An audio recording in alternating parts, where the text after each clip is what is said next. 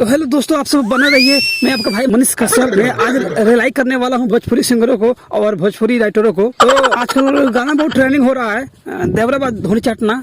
और इस सारा भाई पता नहीं कहाँ कहाँ सब गाना लिखे था अश्लील हमारा भोजपुरी फैलाता रहो।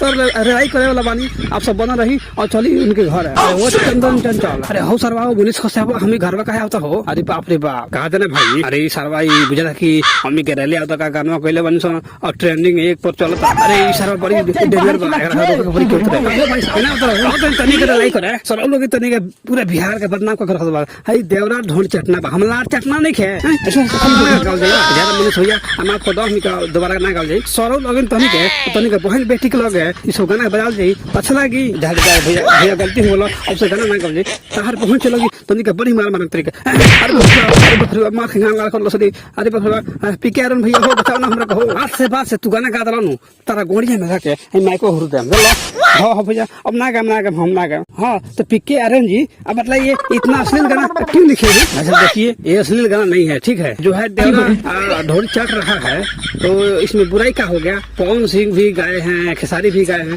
तो सर उन्हें देखा तू गई बोली के तो अश्लील बंद कर दे तो तू बीच में लिया उतरा इस सारा बड़ी कस के मारते रहे हम गाना ना लिखे भाग